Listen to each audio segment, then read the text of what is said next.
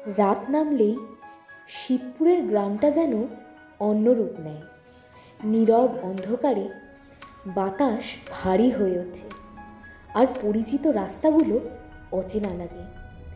লোকজন বলে সন্ধ্যার পর এখানে কিছু একটা জেগে ওঠে, কিন্তু সত্যি কি সেটা কেবল গল্প, নাকি এই রাতে কেউ নিজের অজান্তেই পা রাখতে চলেছে ভয়ঙ্কর এক রহস্যের ভেতর?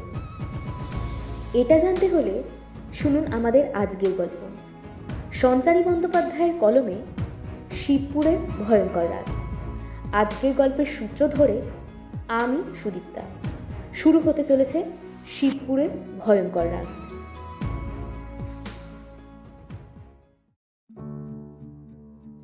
গ্রামের নাম শিবপুর। বেশ নিরিবিলি সবুজ অরণ্যে ভরা একটি গ্রাম। এই গ্রামে অনেক সুন্দর সুন্দর ঘোরার জায়গা আছে, তাই মাঝে সাঝেই বেশ কিছু পর্যটক এসে গ্রামে ভিড় করেন। এই গ্রামে যেমন মাটির বাড়ি আছে, ঠিক সেই রকম আছে কিছু পাকা বাড়িও। এই গ্রামে ঘুরতে আসবে অনিক আর সুবীর, দুই বন্ধু। আপাতত ওরা দুজনে কলকাতায় বসে গোছগাছ করছিল। বিকেল 4টে নাগাদ ওদের ট্রেন আছে। প্রথমে দুই বন্ধুর পরিচয়ে আসা যাক। প্রথমজন অনিক সাহা, বছর 28-এর এক যুবক, স্বভাবে নির্ভীক, সাহসী। ছোট থেকেই ওর ভয় ডর একেবারে নেই। বিকম করার পর একটা প্রাইভেট ফার্মে চাকরি করে। খুবই সাদামাটা জীবনও, তবে এর মধ্যে একটা হবিও আছে, আর সেটা হলো বিভিন্ন চেনা অচেনা জায়গায় ঘুরতে যাওয়া। অফিস থেকে ছুটি পেলেই ঘুরতে বেরিয়ে পড়ে। সঙ্গী হিসেবে নেয় ওর কিছু বন্ধু বান্ধবকে। এবারে শিবপুর ঘুরতে যাওয়ার সঙ্গী হলো সুবীর। সুবীর অনিকের কলেজের বন্ধু। দ্বিতীয়জন সুবীর মিত্র। বছর 28-এর সুবীর ভীষণ খোশ মেজাজের একটি মানুষ, তবে একটু ভীতু আছে। অনিকের মতো অত সাহসী নয়, কিন্তু ঘোরার নেশা ওরও সাংঘাতিক। গ্র্যাজুয়েট হওয়ার পর একটা কাজ করে। অনেক ছোট বড় চাকরির পরীক্ষায় বসেও চাকরি পায়নি। কাজ করে যা মাইনে পায় তাতে ওর পোষায় না।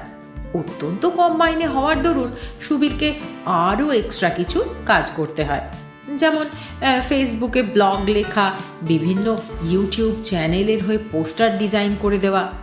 এগুলোও করতে পারে, তাতে 2-4 পয়সা যা হাতে আসে। এছাড়াও সুবীরের কণ্ঠস্বর সুন্দর, তাই বেশ কিছু অডিও স্টোরি চ্যানেলে কণ্ঠ দেয়, তাতেও কিছু পায়। গোছগাছ হয়ে যেতে সুবীর বলল, 4টে নাগাদ ট্রেন আমাদের, আর কিছুক্ষণ পর জামা কাপড় পরে বেরিয়ে গেলেই হবে, কি বলিস? হ্যাঁ, তাই যাব। শিবপুর নাকি খুব সুন্দর মনোরম জায়গা, অনেক নতুন কিছু দেখার আছে ওখানে। আমি তো কিছুই চিনি না অবশ্য। অচেনা জায়গায় ঘোরাফেরা করার একটা কিন্তু আলাদাই মজা আছে। হ্যাঁ, কি বলিস তোরা? তা বটে, আর আমাদের তো চেনার কথাও নয় ওই জায়গাটা, কারণ ওখানে তো আমরা কেউ কোনোদিন যাইনি। সমীর দাই তো খোঁজ দিল, নয়তো আমরা তো ভাবছিলাম অন্য কোথাও যাব। হ্যাঁ, অন্য কোথাও যাব সেটা তো আমি ভেবেছিলাম, কিন্তু তুমি তো মাঝখানে ঝাঁপিয়ে পড়ে শিবপুর ফাইনাল করলে। তা এখন বলো তো চাঁদু, কি কেস তোমার? এত পাগল কেন হয়ে উঠছে শিবপুর যাওয়ার জন্য? ইয়ে না, মানে আহ, কি কি আবার ব্যাপার? কিছুই না, নতুন একটা জায়গা, তাই তোর মন মতো আমিও চাইছি যেতে। ভাই, তোমাকে তো আমি আজ থেকে না, সেই কলেজ লাইফ থেকেই চিনি, তাই আমার কাছে বেশি মিথ্যে কথা বলিস না। সত্যি করে বলতো কি ব্যাপার? আহা, আরে সেরকম কিছু না। আসলে একটা যে ওই হরর অডিও স্টোরি চ্যানেল আছে না, ওই চ্যানেলের যে হেড বিকাশ, সে এবার আমাদের কিছু জনকে দায়িত্ব দিয়েছে নতুন কোনো গ্রামের সম্বন্ধে খোঁজ আনতে। সেই গ্রামকে নিয়ে যাতে একটা ভৌতিক গল্প লিখতে পারে চ্যানেলের লেখক।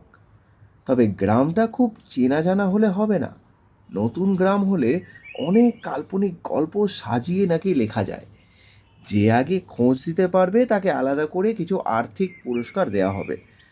আমি তাই ভাবছি, শিবপুর গ্রামটা তো খুব চেনা জানা গ্রাম নয়, তাই ওই গ্রামের সম্বন্ধেই যদি আমি খোঁজটা দিতে পারি সবার আগে, তাহলে আর্থিক পুরস্কারটা আমার হবে আর কি।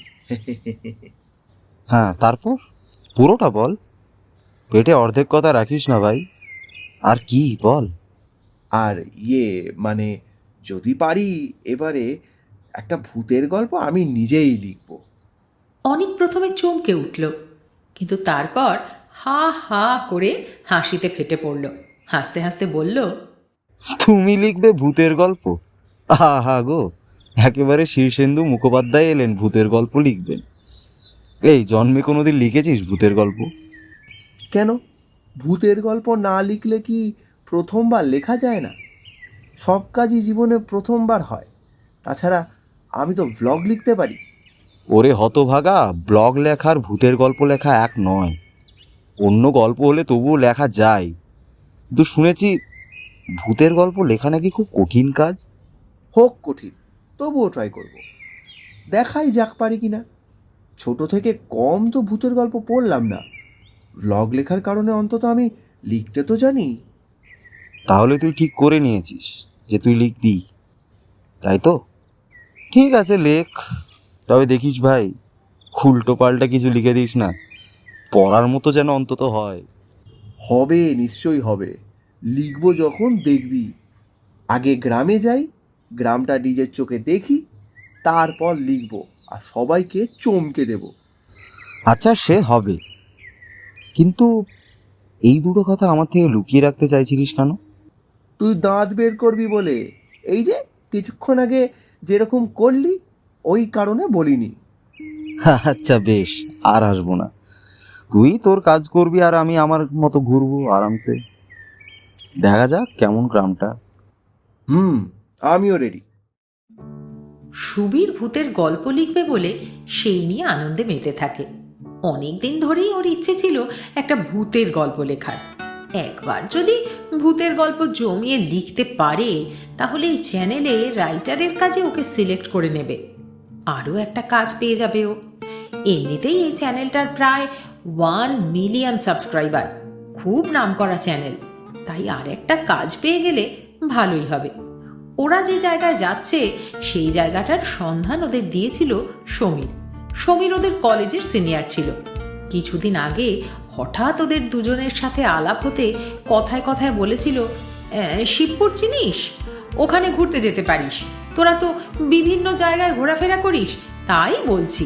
খুব একটা কমন প্লেস নয়, কিন্তু জায়গা দারুণ সুন্দর। আমি 1 মাস আগে ঘুরে এসেছি।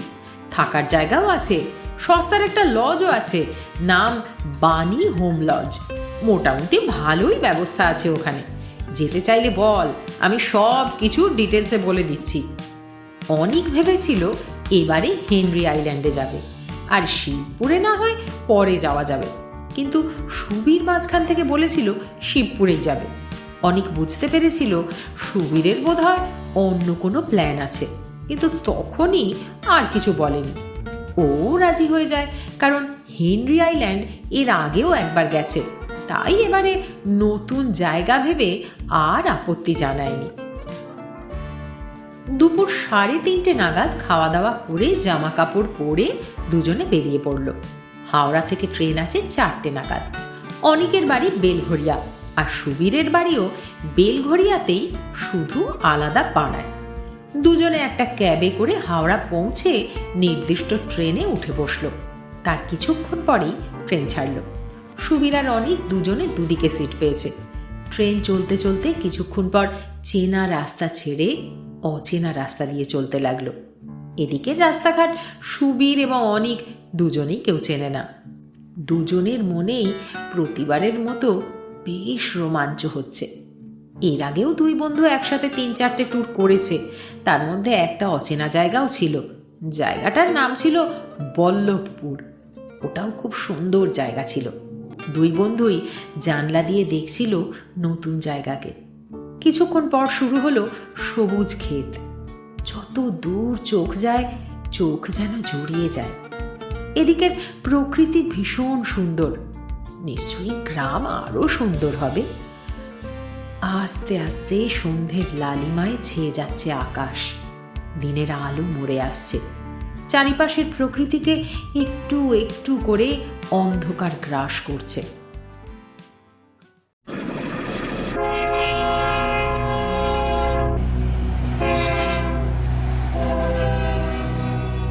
শিবপুর স্টেশনে যখন ট্রেন থামল তখন প্রায় রাত 8টা বাজতে যায়। এতটা যে সময় লাগবে তা ওরা দুজনেই বুঝতে পারেনি। ট্রেন থেকে নামতেই কেমন ঠান্ডা ঠান্ডা লাগলো ওদের। সময়টা নভেম্বর মাসের প্রথম দিক। ওরা মাত্র 4 দিন এখানে থাকবে বলে এসেছে। চল, বাইরে যাওয়ার রাস্তা ওইদিকে মনে হয়। স্টেশনে তো খুব একটা লোকজন নেই দেখছি। এই রাতের দিকে কি লোকজন থাকে না নাকি সেরকম? কথা বলতে বলতে সোজা এগিয়ে গিয়ে স্টেশন থেকে বেরিয়ে সামনের রাস্তায় এসে পৌঁছলো সুবীর আর অনিক। স্টেশনে যাও বা 2-1 লোক ছিল, কিন্তু রাস্তায় সেরকম কোনো লোকজনই চোখে পড়ছে না। আর রাস্তাঘাটও কিরকম অন্ধকার হয়ে আছে। এই হ্যাঁ, এই রাস্তাঘাট এত ফাঁকা কেন রে? কি জানি ভাই, আমি জানবো কি করে? আসিনি তো কোনোদিন এদিকে। হঠাৎ একটা বয়স্ক লোককে দেখা গেল সামনে থেকে হেঁটে আসছে। অনিক তাকেই জিজ্ঞেস করলো, এই যে দাদা, শুনছেন? ও দাদা, বলছি একটা কথা ছিল। বয়স্ক লোকটি দাঁড়িয়ে অনিক আর সুবীর দুজনকে ভালো করে মাথা থেকে পা পর্যন্ত জরিপ করে বলল, কিছু বলবেন? হ্যাঁ দাদা, বলছিলাম যে আমরা একটু বাণী লজে যাব, কিন্তু রাস্তাঘাটে তো কাউকে দেখতে পাচ্ছি না, এমনকি কোনো রিক্সাও তো দেখতে পাচ্ছি না। লোকটি অনিককে আবারও মাথা থেকে পা পর্যন্ত ভালো করে দেখে নিয়ে কেমন চিবিয়ে চিবিয়ে বলল, গ্রামে কি নতুন এসেছেন? ওই কারণে বোধহয় জানেন না। ঘুরতে এসেছেন মনে হচ্ছে, হ্যাঁ? তা একটু সকাল সকাল আসতে হয়তো। এই শিবপুর গ্রামে সন্ধ্যে 7টার পর লোকজন সেরকম দেখতে পাওয়া যায় না। রাস্তাঘাট ফাঁকা হয়ে যায়। এখন কোনো রিক্সা পাবেননি। এই মেরেছে! কি বলছেন? রিক্সা পাবো না? তাহলে বাণী লজে যাবো কিভাবে? আমরা যে নতুন এসেছি এখানে, কিছুই চিনি না এখানকার। কি আর করবেন, হাঁটুন, আটা মারুন, কিচ্ছু করার নেই এখন। এত রাতে এসে ভুল করেছেন। যাই হোক, আমি বলে দিচ্ছি বাণী লজের রাস্তা। এই যে সোজা রাস্তা ধরে মিনিট 10 হাঁটলেই বাঁদিকের মোড়ে বাণী লজ পড়বে। যান, সাবধানে যান, রাস্তা খুব একটা ভালো নয়। একটু সাবধানে যাবেন, আর রাস্তায় কিছু দেখলে দাঁড়াবেন না, সোজা হাঁটা দেবেন, ভগবানের নাম নেবেন, কিচ্ছু হবে না। যান যান যান, বেশি রাত হয়নি এখনো। আপনি কি বলছেন আমরা কিচ্ছু বুঝতে পারছি না। এই সাবধানে যাবেন, ভগবানের নাম নেবেন, কিছু দেখলে রাস্তায় দাঁড়াবেন না, এসব কথার মানে কি বলুন তো? একটু একটু পরিষ্কার করে বলুন। অত বোঝবার দরকার নেই। আপনারা এখানে নতুন, তাই বেশি কিছু বললে ভয় পেয়ে যাবেন। তার থেকে ভালো যান যান যান, হাঁটা লাগা নামিও যাই। হ্যাঁ হ্যাঁ হ্যাঁ। কথাগুলো বলে লোকটি উল্টো দিকের রাস্তায় চলে গেল। অনিক আর সুবীর দুজনেই বিরক্ত হলো। ধুস, এখন নাকি হাঁটতে হবে। আচ্ছা, ফ্যাসাদে পড়া গেল। আগে জানলে সকালে আসার চেষ্টা করতো দুজনে। সত্যি ভাই, সমীরদাও তো কিছুই বললো না যে রাতে এরকম কিছুই পাওয়া যায় না। বাদ দে, চল এখন হাঁটতে হবে। হ্যাঁ, আর উপায় কি? চল হাঁটা লাগাই। দুজনে সামনের রাস্তা ধরে এগিয়ে যায়। রাস্তায় সেইভাবে কোনো আলো জ্বলছে না। চারিদিকে বেশ চাপ চাপ অন্ধকার হয়ে আছে। পুরো ফাঁকা রাস্তা। একটু এগোতেই ওরা দুজনে দেখলো রাস্তার দুধারে ঝোপঝাড়ে ভর্তি, আর তার মাঝখান দিয়ে চলে গেছে লম্বা রাস্তা। দূর থেকে ঝিঝি পোকার ডাক ভেসে আসছে, কুকুর ডাকার আওয়াজ আসছে। অবশ্য ঠিক কুকুর ডাকার আওয়াজ নয়, কুকুরের কান্নার আওয়াজ ভেসে আসছে। অনেক ঘড়ি দেখল, সবে 8:15 হয়েছে। আর এখানে অবস্থা দেখে মনে হচ্ছে যেন মধ্যরাত হয়ে গেছে। কি জ্বালা! দুজনে হেঁটেই চলেছে, কিন্তু রাস্তা আর শেষ হয় না। সব থেকে আশ্চর্য, রাস্তা ধরে যে এতক্ষণ হাঁটছে, কিন্তু কোনো লোকের দেখা তো পাচ্ছে না। কেউ কি আসে না এই রাস্তায়, নাকি সব ঘুমিয়ে পড়েছে?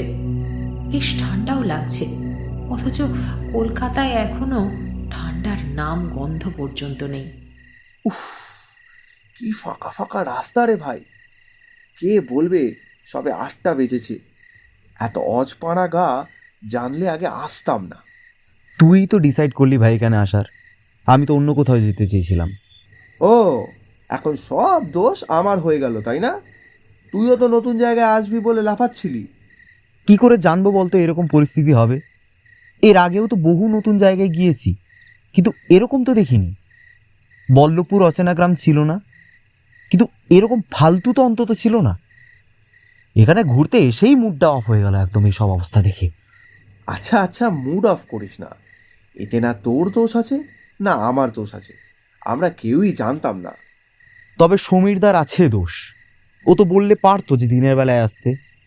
ও তো ঘুরে গেছে এখান থেকে, ও তো এখানে জানে যে পরিস্থিতি কীরকম। কথা বলতে বলতে দুজনে হেঁটেই চলেছে, কিন্তু পথের আর শেষ নেই। হঠাৎ রাস্তায় ওরা দেখল ডান দিকের ঝোপ থেকে কি যেন একটা কালো মতো বেরিয়ে এলো। দুজনের নজরেই পড়েছে। কালো মতো কি ওটা? কাছে এগিয়ে যেতেই বুঝলো একটা কুচকুচে কালো বেড়াল ঝোপ থেকে বেরিয়ে রাস্তা পার হচ্ছে। হঠাৎ অনিক আর সুবীরের দিকে কেমন আক্রোশে তাকালো। চোখের সবুজ মণি দুটো যেন জলজল করছে। দুজনকে দেখা হয়ে যেতে তারপর লাফিয়ে রাস্তা পার করে চলে গেল। বিড়াল কোথা থেকে এলো রে? কি কালো বিড়াল! তা আমি জানবো কি করে? এসেছে দেখ কোথাও থেকে। কালো হোক ফর্সা হোক আমাদের কি? না, কালো বিড়াল খুব অশুভ হয় জানিস। এই তুই চুপ কর তো, যত সব কুসংস্কার। কিচ্ছু অশুভ হয় না, এগুলো কিছু মানুষের ভুলভাল কথা মাত্র। ওই বিড়াল বিড়ালই হচ্ছে, একটা নিষ্পাপ প্রাণী বিড়াল, এর থেকে বেশি কিছু না। চল এখন পা চালা তাড়াতাড়ি, কে জানে আর কতটা দূর বাণী লজ। আবার ওরা হাঁটতে থাকে। 8:45 বেজে গেছে। কি আশ্চর্য, ওই লোকটা বলেছিল 10 মিনিট হাঁটলেই নাকি লজ পেয়ে যাবে, কিন্তু 10 মিনিটের বেশি হয়ে গেছে, অথচ রাস্তাই শেষ হলো না। লোকটা মিথ্যে বলল? এরকমটাই ভাবছিল অনিক। হঠাৎ একটা খসখসে গলার আওয়াজ শুনতে পেল। কোথায় যাচ্ছেন বাবুরা? এই অন্ধকারের মধ্যে হঠাৎ দুজনে চমকে উঠে পিছনে তাকালো। ধুতি পরা আর সাদা জামা পরে একটা লোক ওদের পেছনে এসে দাঁড়িয়ে আছে। কোথা থেকে এলো এই লোকটা? কে আপনি? এইখানে কোথা থেকে উদয় হলেন? আমারই তো গ্রাম এটা, তাই আমি উদয় হইনি, হয়েছ তোমরা। এখন বলো তো দেখি বাবারা, কোথায় যাচ্ছ? আমরা যাচ্ছি বাণী লজে। আপনি প্লিজ বলতে পারবেন আর কত দূর সেটা? এত রাতে এই রাস্তায় এসে মোটেই ভালো করনি খোকারা। তার মধ্যে এই রাস্তা মোটেই ভালো না। আমরা জানবো কি করে রাস্তাটা ভালো না খারাপ?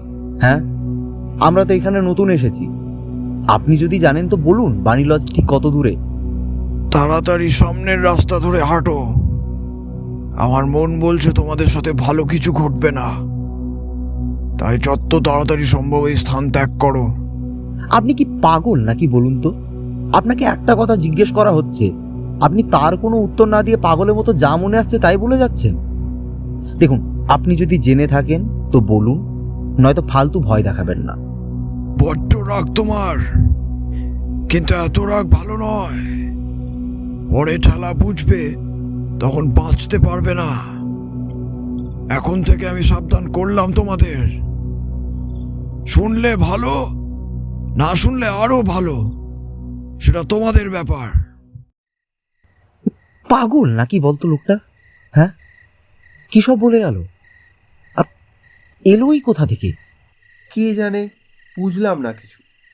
বাদ দে, চল, আমাদের দেরি হয়ে যাচ্ছে। এই বলে ওরা দুজনে আবার হাঁটা শুরু করলো। আবার সেই বিরক্তিকর পথ চলছে তো চলছেই। এত দূরে বাণী লজ, অথচ সমীরদাও বলেছিল স্টেশন থেকে খুব কাছে, বেশি দূরে নয়। মিথ্যেবাদী লোক একটা। সুবীর ভেবেছে ফোন করে আচ্ছা সে ঝাড়বে। হাঁটতে হাঁটতে সুবীর দেখল সামনে ঝোপের কাছে কে যেন একটা দাঁড়িয়ে আছে। অন্ধকারে ছেলে না মেয়ে বোঝা যাচ্ছে না, কিন্তু স্পষ্ট মনুষ্য অবয়ব বোঝা যাচ্ছে। সুবীর প্রথম দেখতে পেয়ে বলল, ওই দেখ অনি, কে যেন দাঁড়িয়ে আছে, মনে হয় কোনো লোক। চল, ওকে জিজ্ঞেস করি বাণী লজ আর কত দূরে। কই, আমি তো দেখতে পাচ্ছি না। হ্যাঁ, ও হ্যাঁ হ্যাঁ হ্যাঁ, ওইখানে দাঁড়িয়ে আছে। আসলে যা অন্ধকার, কিছুই বোঝা যাচ্ছে না। তুই গিয়ে জিজ্ঞেস কর। যা বাবা, কোথায় গেল? চলে গেল কেন? আমি কি করে জানবো? বোধহয় দেখ আগেরটার মতন পাগল টাগল হবে হয়তো। বাদ দে, চল পা চালা তাড়াতাড়ি। ওরা হাঁটছে আবার, কিন্তু কোনো লজের দেখা পাচ্ছে না। এই পথ আজকে শেষ হবে তো আদেও? হ্যাঁ,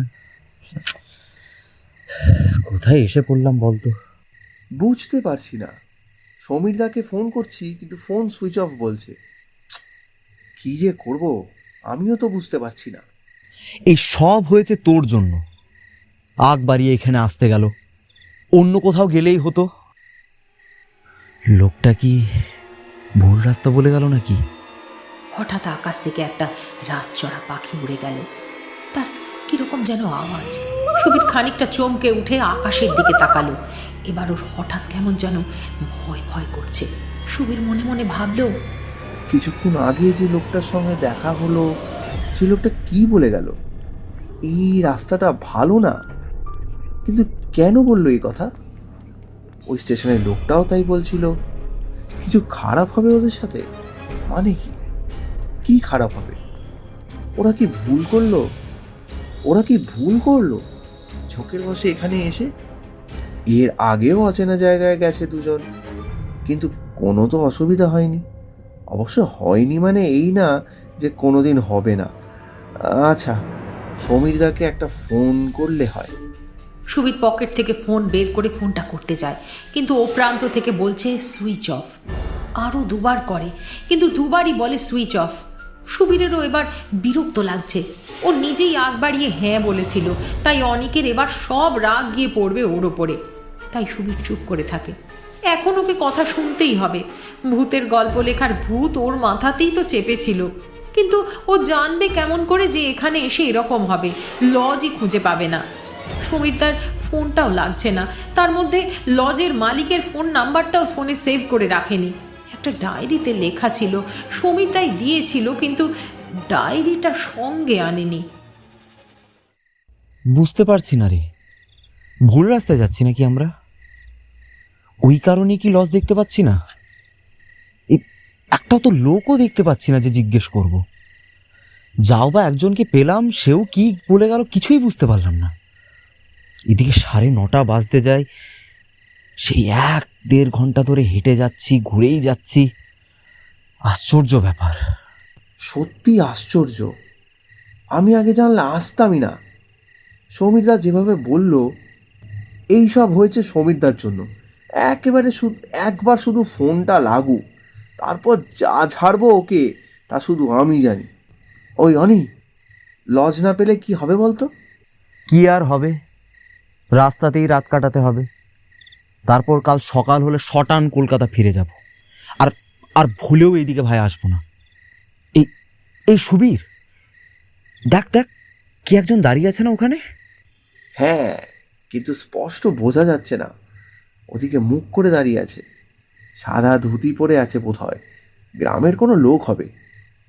তুই ওই লোকটাকেই জিজ্ঞেস কর তাড়াতাড়ি, যা, আগের লোকটার মতো চলে না যায়। অনেক তাড়াতাড়ি করে এগিয়ে যাচ্ছিল, কিন্তু হঠাৎ একটা ঘটনা ঘটল। সেই ধুতি পরা লোকটা হঠাৎ করে হাওয়ায় যেন মিলিয়ে গেল। বিস্ময়ে অবাক হয়ে অনেক ওখানেই দাঁড়িয়ে পড়ল। সুবীরও হাঁ হয়ে গেছে। এটা কি সম্ভব? কোথায় গেল লোকটা? হাওয়ায় এইভাবে মিলিয়ে গেল কিভাবে? এ কি রে, কোথায় গেল লোকটা? কোথায় উবে গেল? ঠিক দেখলাম তো, এক্ষুনি তো এখানেই দাঁড়িয়ে ছিল। এই এই আমার এবার ভয় করছে। এটা কোথায় এসে পড়লাম রে? হ্যাঁ, কি করে একটা লোক উধাও হয়ে গেল? ভুতুরে চক্কর নেই তো? অনেকও ভেবাচাকা খেয়ে গেছে, কিন্তু বরাবর সাহসী বলে সরাসরি কোনো প্রতিক্রিয়া দেখাতে পারছে না। কিন্তু সুবীর ব্যাপারটা দেখে খুব ঘাবড়ে গেছে। একটা লোক এভাবে কি করে গায়েব হয়ে গেল? কি হচ্ছে এগুলো? কোনো ভূতের ব্যাপার নেই তো? দুজনে তবুও হেঁটে যাচ্ছে লজ খুঁজে পাওয়ার আশায়। লজ যদি না পায় তাহলে তো মুশকিল হয়ে যাবে। অনেক যতই মুখে বলুক রাস্তায় রাতটা কাটাবে, কিন্তু ওটা তো একটা মুখের কথা। সত্যি কি আর অচেনা রাস্তায় রাত কাটানো সম্ভব? তবে লজ না পেলে তো আর উপায় কিছু নেই। কত জায়গাতেই না ঘোরাফেরা করেছে, কিন্তু এরকম সমস্যায় তো পড়তে হয়নি কোনো দিন। তাই ওদের কোনো রকম অভিজ্ঞতা নেই যে এই পরিস্থিতিতে ঠিক কী করবে। দুজনেই ভেবলে আছে। অনেক এত সাহসী হয়েও ওর মাথা কাজ করছে না। আর কিছুক্ষণ আগে যেটা হলো সেটা অনেক নিজেও ভেবে চলেছে। একটা মানুষের পক্ষে তো এইভাবে গায়েব হয়ে যাওয়া সম্ভব নয়।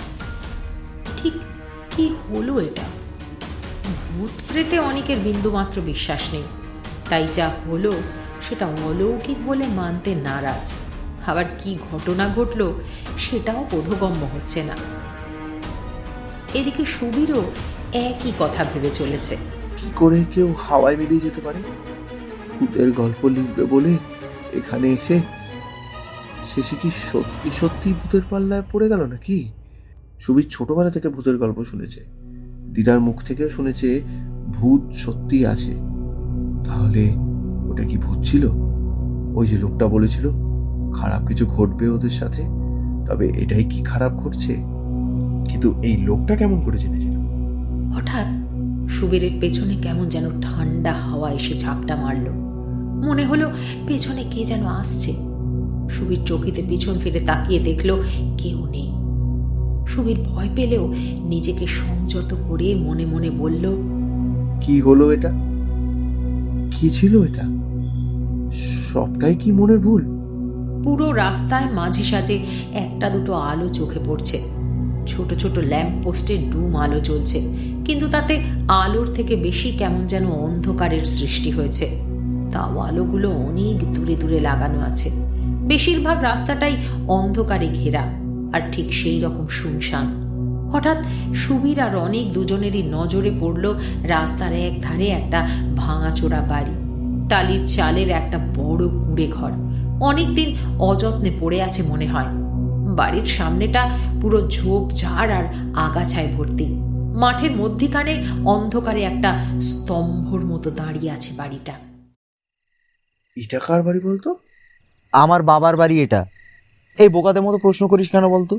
আমি কি করে জানবো কার বাড়ি? লজে পৌঁছতে পারলাম না এখনো, বিরক্ত লাগছে এবার। চল ওই বাড়িটায় যাবি একবার। তোর কি মাথা খারাপ হয়ে গেল সমীর? হ্যাঁ, কি করবো ওখানে গিয়ে? শেষে লজ না পেয়ে ওখানে থাকবি নাকি? হ্যাঁ, এটা তোর প্ল্যান? চল সোজা হাঁট।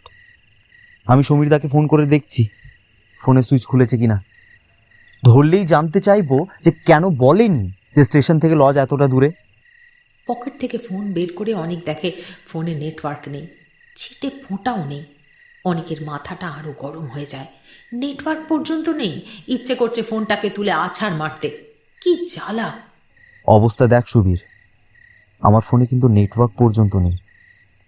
কি মরার জায়গায় এসেছি ভাব। এবার কি করব? কার সাথে যোগাযোগ করব? আমার এই মুহূর্তে মনে পড়ছে যে লজের মালিকের নাম্বারও আছে আমার ফোনে, কিন্তু কিভাবে যোগাযোগ করব বলতো? এই তোর ফোনটা দে তো দেখি নেটওয়ার্ক আছে নাকি। বলেই অনেক পেছনে ঘুরতেই দেখলো সুবীর নেই। কোথায় গেল? পেছনেই তো ছিল। অনেক চেঁচিয়ে বলল, সুবীর, এই সুবীর, কোথায় গেলি? সুবীর? সুবীরের কোনো সাড়া শব্দই পেল না। কোথায় চলে গেল ছেলেটা? এবার অনেক বেশ ভালো রকম ঘাবড়ে গেল। আগের লোকটার মতো সুবীর উধাও হয়ে গেল নাকি? কিন্তু একটা জলজ্যান্ত মানুষ কিভাবে উধাও হয়ে যায়? ওর পেছনে পেছনেই তো আসছিল। এতক্ষণ সুবীর ছিল তাই অনেক একা ছিল না, কিন্তু সুবীর এইভাবে উধাও হয়ে যাওয়াতে এখন অনেক পুরো একা। ও বোকার মতো রাস্তার মাঝখানে কাঁধে ব্যাগ আর হাতে মোবাইল নিয়ে চুপচাপ দাঁড়িয়ে আছে। পুরো রাস্তা ফাঁকা। সুবীরকে যে ফোন করবে তারও উপায় নেই, ফোনে নেটওয়ার্ক পর্যন্ত নেই। সমীরদা বা হোটেলেও ফোন করতে পারবে না। এখন কি করবে অনিক? কোথায় উধাও হয়ে গেল সুবীর? এইভাবে না বলে তো আগে কোথাও যায়নি কোনো দিন। আচ্ছা, ওই ঝোপঝাড়ে গিয়ে ঢুকলো নাকি? কিন্তু না বলে কেন গেল? অনেক দু পা এগিয়ে গেল ঝোপের ভেতরে। চারিদিকে শুধু বন জঙ্গল ছাড়া তো কিছুই নেই, আর সঙ্গে ঘুরঘুরটি অন্ধকার। অনেক মোবাইল টর্চটা জেলে নিয়ে এগিয়ে যেতে লাগলো। এত অন্ধকারে সুবীর এখানে কি করতে আসবে? এমনিতেই ও একটু ভীতু ধরনের। অনেক সুবীরের নাম ধরে চেঁচাতে লাগলো। সুবীর, কই রে? কোথায় গেলি সুবীর? তুই কি আছিস সেখানে? সুবীরের কোনো সাড়া নেই। এত ফাঁকা জায়গায় অনিকের গলার আওয়াজ যেন ওরই কানে ফিরে আসছে প্রতিধ্বনি হয়ে। অনিকের গলার আওয়াজ শুনে অন্য কেউই ছুটে এলো না, কারণ এখানে কোথাও কোনো জনবসতি নেই, শুধু মাঠ আর মাঠ। মাত্র 2 মিনিটের মধ্যে কোথায় উধাও হয়ে গেল একটা ছেলে, সেটাই অনেক ভেবে পাচ্ছে না। আচ্ছা, সুবীর মজা করছে না তো? অনিককে ভয় দেখাতে চাইছে না তো? কিন্তু সুবীর তো জানে অনেক ভয় পাওয়ার মতো ছেলেই নয়, আর এরকম পরিস্থিতিতে সুবীর মজাই বা করবে কেন? অনেকের মাথা কাজ করছে না, রাগ বিরক্তি দুটোই হচ্ছে। কেন যে মরতে এখানে আসতে গেল? কোথায় গেল এই ছেলেটা? অনেক ফোন চেক করলো, এখনো নেটওয়ার্ক আসেনি। ফোনও করতে পারবে না কাউকে। কি মুশকিলে পড়লো অনেক। এখন কি উপায় আছে? কার কাছে সাহায্য চাইবে?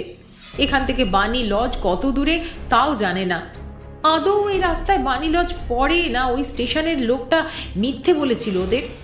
কিন্তু মিথ্যে বলে এইভাবে ওদের বিভ্রান্ত করে কি লাভ হলো লোকটার? তারপর সেই লোকটা যে ওদের চলে যেতে বলেছিল, সেটাও কি এমনি? তখন অনেক রেগে গিয়েছিল, কিন্তু এখনও এই কথাগুলোই ভাবছে। হঠাৎ অনেক শুনতে পেল কে যেন ওর নাম ধরে ডাকছে, এবং ডাকটা ভেসে আসছে সেই কুঁড়ে ঘরটা থেকে। অনেক পেছন ফিরে দেখলো ওর থেকে কিছুটা দূরে কুঁড়ে ঘরটা অন্ধকারে দাঁড়িয়ে আছে। ও কখন কুঁড়ে ঘরটার এতটা সামনে চলে এসেছে সেটা বোঝেনি। হঠাৎ অনেকের মনে হলো, আচ্ছা, এই কুঁড়ে ঘরটায় সুবীর চলে যায়নি তো? কিছুক্ষণ আগে বলছিল তো যাবে। আরে আরে হ্যাঁ, এটা কেন মাথায় আসেনি? সুবীর ওখানেই গেছে হয়তো। অনেক ছুটে গেল ঘরটার দিকে, আর ঠিক তখনই ধূপ করে কেমন একটা আওয়াজ ভেসে এলো। মনে হলো কে যেন নিচে পড়ে গেল। অনেক বাড়ির সামনের ঝোপঝাড় পেরিয়ে আস্তে আস্তে এগিয়ে যেতে লাগলো। বহু পুরনো জীর্ণ শীর্ণ একটা বাড়ি।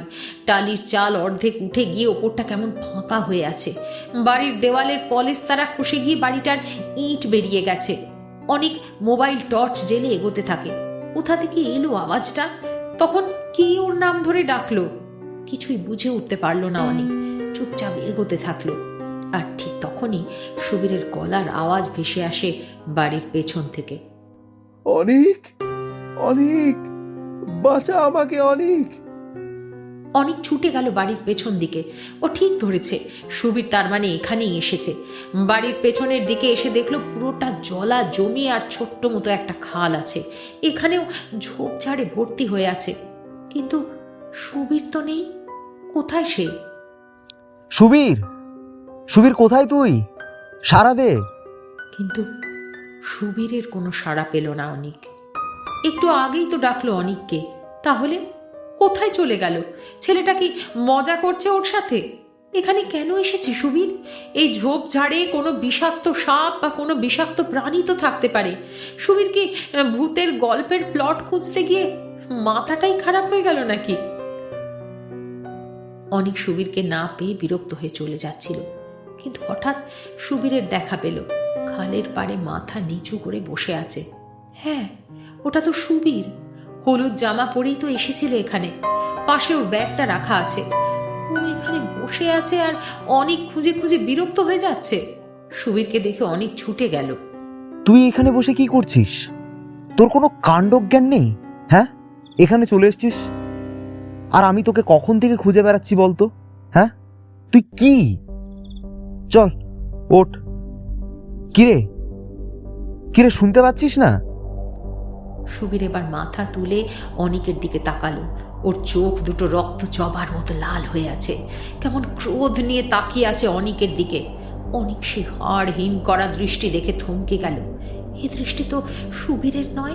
ও তো এইভাবে তাকায় না। অনিক একটু ইতস্তত করে বলল, এই সুবীর, ওইভাবে তাকিয়ে আছিস কেন? কি- কি- কি হয়েছে তোর? হ্যাঁ, কি হলো বল? এখানে ওইভাবে বসে আছিস কেন? এখানে এলিই বা কেন? হ্যাঁ সুবীর? অনেক পেছন ফিরতেই দেখলো একটা লোক দাঁড়িয়ে আছে। পরনে সাদা ধুতি আর খালি গা। চোখ দুটো অসম্ভব লাল হয়ে আছে। সব থেকে অদ্ভুত, লোকটার পা দুটো শূন্যে ভেসে আছে। এটা কি করে সম্ভব? অনেক বিস্ময়ে হতবাক হয়ে যায়। লোকটাকে একটু চেনা চেনা লাগছে। অনেক মনে করার চেষ্টা করলো, আরে এ তো সেই লোকটা যে ওদের সাবধান করেছিল। অনেক দেখলো আরও কিছু লোক ঝোপঝাড় থেকে বেরিয়ে এলো। তার মধ্যে আরও একটা লোককে চিনতে পারলো অনেক। সেই স্টেশনের লোকটা যে ওদেরকে রাস্তা বলে দিয়েছিল, সেও আছে, কিন্তু সেও শূন্যে ভেসে আছে। এসব কি হচ্ছে অনেক বুঝতে পারলো না। একবার পেছন ফিরে সুবীরকে দেখলো, কিন্তু তার মধ্যে কোনো হেলদোল নেই। কেমন নির্বিকারভাবে আগের মতো মাথা নিচু করে বসে আছে সে। ওদের সাবধান করা লোকটা হা হা করে হেসে উঠল। তারপর কেমন শেষে স্বরে বলে উঠল, কিরে, চিনতে পারলি আমাকে? মনে নেই সেই সাবধান করেছিলাম? শুনলি না তো? এখন মর। স্টেশনের সেই লোকটাও এবার কেমন অদ্ভুতভাবে যেন হেসে উঠল। তারপর বলল, কিরে, আমাকে চিনতে পারছিস? আমি সেই যে তোদের এই রাস্তায় পাঠিয়েছিলাম। আমি দেখেই বুঝেছিলাম একেবারে নতুন আর টাটকা রক্ত। আজ থেকে তোরা দুজনে বাকিদের মতো থাকবি এখানে বন্দি হয়ে। আগে আয়, আমাদের তৃপ্তি মিটিয়ে দে। আয় আয়। সব লোকগুলো অনেকের দিকে এগিয়ে আসতে থাকে। হায় হায় বলতে বলতে। শুধু এই কটা নয়, আরো ঝোপঝাড় থেকে প্রায় 20-25 জন বেরিয়ে এলো।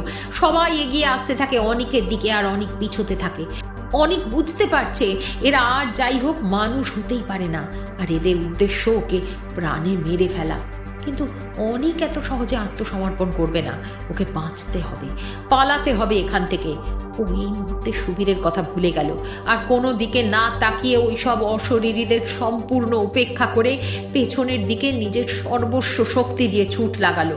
একবারও পেছন দিকে তাকিয়ে দেখলো না। ছুটতে ছুটতে রাস্তায় চলে এসে তারপর দাঁড়ালো অনেক।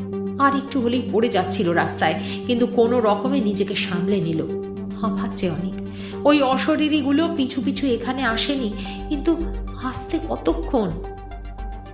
তার মানে ওরা কেউ মানুষ না। একটা মানুষ ওইভাবে শূন্যে ভেসে থাকতে পারে না। তার মানে ওরা অশরীরীদের রাজ্যে ঢুকে পড়েছে। সেই কারণে ওরা বাণী লজ খুঁজে পায়নি। কিন্তু এখন কি করবে অনেক? ভূত ভগবান কোনো কিছুতেই বিশ্বাস না করা অনেক আজ নিজের চোখে যা দেখলো, তারপর তো আর অবিশ্বাসের কোনো জায়গাই নেই। তার মানে এই দুনিয়ায় সব আছে, যেমন মানুষ আছে তেমন অশরীরীও আছে। কিন্তু ওকে যে বাঁচার জন্য পালাতে হবে, কিন্তু কোন রাস্তায় যাবে? আর তাছাড়া সুবীর যে ভেতরে রয়ে গেছে, ওকে মেরে ফেলবে না তো? যা, সুবীরের কথা যে মনেই নেই অনেকের। বন্ধুকে ফেলে কি করে চলে যাবে অনিক? না, সেটা করতে পারবে না অনিক। সুবীর ওর কলেজের কত ভালো বন্ধু। সুবীরও বেচারা হেসে গেছে। অনেক অসহায়ের মতো রাস্তায় বসে পড়লো আর আকাশের দিকে তাকিয়ে অস্ফুটে বলল, আমি এখন কি করব ভগবান? কি করে নিজেকে আর সুবীরকে বাঁচাবো? তুমি কোনো উপায় বলে দাও প্রভু। আমি হয়তো তোমাকে মানি না, কিন্তু সুবীরের ভগবানে খুব বিশ্বাস। ওকে ওকে রক্ষা করো প্রভু, ওকে রক্ষা করো। অনিকের মতো এত সাহসী নির্ভীক ছেলেটা এই প্রথম আজ ভেঙে পড়ে। ওর কেঁদে ফেলার মতো অবস্থা হয়। নিজেকে এত অসহায় এর আগে কোনো দিনও লাগেনি। হঠাৎ ফোন বেজে ওঠার আওয়াজে চমকে ওঠে ও। ছুটতে গিয়ে ওর কাঁধ থেকে ব্যাগটা পড়ে গিয়েছিল, কিন্তু হাতে মোবাইলটা ধরা ছিল আর মোবাইলটা বাজছে। অনিক দেখলো সমীরদা ফোন করেছে। একটা আশার আলো দেখতে পেয়ে অনিক সঙ্গে সঙ্গে ফোন ধরে। হ্যালো অনিক, আরে সুবীর ফোন করেছিল আমাকে, কিন্তু আমি তো ধরতে পারিনি। ফোনটা কখন সুইচ অফ হয়ে গেছে নিজেই বুঝতে পারিনি। ওকে এখন ফোন করছি, কিন্তু ও ধরছে না বলে তোকে ফোনটা করলাম। আর বলিস না ভাই, একটা সাংঘাতিক বিপদে পড়েছি রে। আমার শাশুড়ি হসপিটালাইজড, সেই কারণে আজ সকাল থেকে শুধু ছোটাছুটি হচ্ছে। হ্যাঁ, তোদের সাথে না যোগাযোগ করে উঠতে পারিনি। তোদের কটা কথা বলবো বলে একেবারে ভুলে গেছি। আচ্ছা, তোরা কি এখন ওই শিবপুরে আছিস? তুমি আগে আমার কথা শোনো সমীরদা। একটা খুব বড় বিপদে পড়ে গেছি আমরা। জানি না প্রাণে বাঁচবো কি না। অনিক এক এক করে সব খুলে বলে। এখন কোথায় আছে সেটাও বলে। সমীর শুনতে শুনতে ছিটকে উঠল। কি, তোরা রাতে গিয়েছিস? ও তাও বা ওই রাস্তায়? হায় ভগবান, ওটা শিবপুরের সব থেকে ভয়ঙ্কর রাস্তা। ওখানে শুনেছি সব অতৃপ্ত আত্মারা থাকে। তোদের ওখানে যাওয়া একদম উচিত হয়নি রে। আমারই উচিত ছিল কথাগুলো তোদের সেদিন জানিয়ে দেওয়া। আমি এবার জানবো কি করে যে তোরা এরকম রাতে যাবে? অচেনা জায়গায় সবসময় সকাল সকাল যাওয়াই ভালো রে। তোরা যাদের পেয়েছিস তারা একটাও কেউ জীবিত নেই। তোরা আত্মাদের কবলে পড়েছিস। এখন কি করব সমীরদা? তুমি বলো, কি করে সুবীরকে বাঁচাবো? তুমি একটা উপায় বলে দাও দাদা। আমি যে কিছুই বুঝতে পারছি না। কিন্তু আমি এখানে বসে কি করবো বলতো? আরে আমিও যে বুঝতে পারছি না। হায় ভগবান, তোর এরকম বিপদে পড়বি জানলে তোদের ওখানে যেতেই বলতাম না। তোদের কিছু হলে আমিও যে তাই থেকে যাব রে। ওহ, কি করবো আমি? দাঁড়া, আমার একজনের কথা মনে পড়ছে। আমি তাকে পাঠাচ্ছি। শোন, তুই ওইখানেই বসে থাক। সুবীরের কাছে যাওয়ার চেষ্টা করিস না একদম। আমি পাঠাচ্ছি একজনকে, চিন্তা করিস না। যে করে হোক তোদের বাঁচাবই। দরকার হলে নিজে এখানে সব ফেলে দিয়ে তোদের কাছে যাব, কিন্তু তোদের কিছু হতে আমি দেব না। তুই একটু অপেক্ষা কর ভাই, একটু অপেক্ষা কর। বলে সমীর ফোন কেটে দিল। অনিক দেখলো ফোনে এখন নেটওয়ার্ক দিব্যি আছে। মোবাইলে সময় দেখে চমকে উঠল। রাত 3টে বাজতে যায়। ওরা সেই 8টা থেকে এতক্ষণ রাস্তাতেই কাটিয়ে দিল।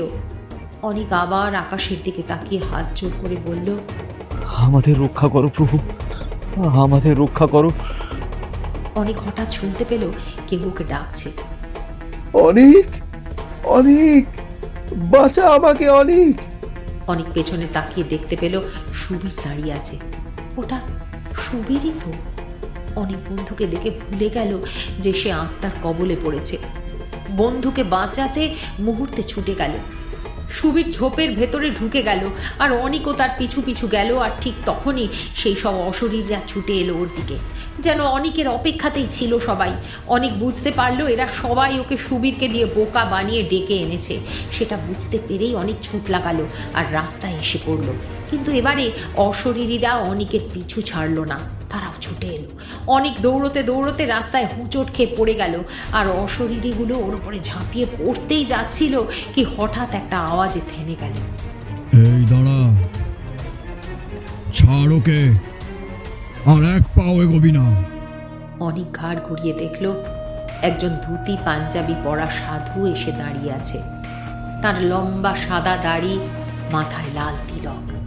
এক হাতে ঘটি থেকে জল বের করে কি একটা মন্ত্র পড়ে সেই মন্ত্র পড়া জল অশরীরীদের দিকে ছুঁড়ে দিতেই তারা চিৎকার করে নিমেষে শূন্যে মিলিয়ে গেল। লোকটা এবার এগিয়ে এসে অনিককে বলল, ওঠো, আর ভয় নেই, ওরা আর আসবে না। চলো ওঠো। এই রাস্তায় এসে বিরাট বড় ভুল করেছো তোমরা। ওরা মেরে ফেলতো তোমাকে, তোমার আর এক বন্ধু কই? অনেক উঠে দাঁড়িয়ে নিজেকে কোনো রকমে সামলে বলে, ওই যে পড়ে আছে। সুবীর পাশের রাস্তায় অজ্ঞান হয়ে পড়েছিল। সুবীরকে ধরে তুলে গাড়িতে তোলা হলো। লোকটা গাড়িও এনেছিল। সেই গাড়ি থেকে অনিক আর সুবীরকে নিয়ে যায় নিজের বাড়িতে। সুবীরের একটু চোটও লেগেছিল আর অজ্ঞান হয়ে গিয়েছিল বলে ডাক্তার ডাকা হলো। ডাক্তার এসে সুবীরকে দেখে বললেন সে মোটামুটি ঠিক আছে, কিছু ওষুধ দিলেন। না, সেই অশরীরীরা সুবীরের কোনো ক্ষতি করেনি। এরপর লোকটা নিজের পরিচয় দিয়ে বললেন, আমি হরি সাধু। আমার কাজ হলো অশরীরদের হাত থেকে মানুষদেরকে মুক্তি পাইয়ে দেওয়া। সমীর আমাকে ফোন করে বলেছিল তোমাদের কাছে যেতে। ও যখন এখানে এসেছিল তখন বাণী লজে ওর সাথে আমার আলাপ হয়। ও হঠাৎ ফোন করে আমাকে তোমাদের কথা বলল। কি ভাগ্যিস বলেছিল, নয়তো তোমাদের আজ কেউ বাঁচাতে পারত না। জানো, ওই রাস্তায় একটা গ্রাম ছিল আজ থেকে ৮০ বছর আগে। কলেরায় পুরো গ্রামটা উজাড় হয়ে যায়। তারপর থেকে ওই রাস্তায় লোকে দিনের বেলায় যায়, কিন্তু রাতের বেলায় পাও মারায়। তা তোমরা কেন গিয়েছিল শুনি? অনেক সব খুলে বলল। বুঝেছি, ওরা দেখেছিল তোমরা নতুন, তার মধ্যে কিছুই জানো না, তাই ওই রাস্তায় টেনে নিয়ে গেছে। তোমার এই বন্ধু একে এত ভীতু, তার মধ্যে রাস হালকা, তাই ওকে টেনে নিয়ে গিয়েছিল। যাই হোক, এসব বাদ দাও। তোমার বন্ধু সুস্থ হয়ে গেলে বাড়ি ফিরে যেও, আর এরপর যখনই এখানে আসবে ওই পথ ভুলেও মারাবে না। সুবীরের জ্ঞান ফিরে আসতে ও জানায়, আমি দিব্যি হারছিলাম, কিন্তু হঠাৎ আমাকে কে যেন ওই ঝোপের মধ্যে টেনে নিয়ে গেল। ওর ডাক আমি উপেক্ষা করতে পারিনি। তার মধ্যে ওই বাড়িটা দেখারও কৌতূহল হচ্ছিল। ওখানে গিয়ে যখন বুঝতে পারলাম ওরা মানুষ না, তখন ভয় পেয়ে কতবার পালিয়ে আসার চেষ্টা করেছিলাম, কিন্তু কিন্তু ওরা আমাকে চেপে ধরেছিল বারবার। কতবার তোর কাছে আসার চেষ্টা করেছিলাম, কিন্তু পারছিলাম না। আমি যে বেঁচে আছি তাই বিশ্বাস হচ্ছে না। অনেক বন্ধুকে জড়িয়ে ধরে। আমারও বিশ্বাস হচ্ছে না রে যে আমরা সেফ আছি। আর সমীরদা আর আর উনি না থাকলে আমরা হয়তো প্রাণে বাঁচতাম না। আমি আর কোনো দিন ভূত ভগবান এসব অবিশ্বাস করব না। কিন্তু কিন্তু এখানে আর নয় ভাই। চ চ আমরা ফিরে যাই, এমনিতেও সকাল হয়ে গেছে। চ চ ফিরে যাই। এর মধ্যে সমীরকে ধন্যবাদ জানালো দুজনে। ওহ, তোরা যা ভয় পাইয়ে দিয়েছিলিস না, সত্যি। যাক, ওনাকে পাঠিয়েছিলাম বলে এখন ভালো হয়ে ফিরে আয়। আমার জানিস তো খুব দুশ্চিন্তা হচ্ছিল। আর ভুলেও তোদের আমি কোথাও পাঠাবো না। ফিরে আয় ভাই, ফিরে আয়। অনিক আর সুবীর এতক্ষণ পর হেসে উঠল। তারপর হরি সাধুকে ধন্যবাদ জানিয়ে আর মনে মনে শপথ করল শিবপুরে কোনোদিন আসবে না। তারপর দুজনে আর একটুও দেরি না করে কলকাতার উদ্দেশ্যে বেরিয়ে পড়ল। এতক্ষণ আপনারা শুনলেন সঞ্চারী বন্দ্যোপাধ্যায়ের কলমে শিবপুরের ভয়ঙ্কর রাত। আজকের গল্প পাঠিয়েছিলেন সুস্মিতা।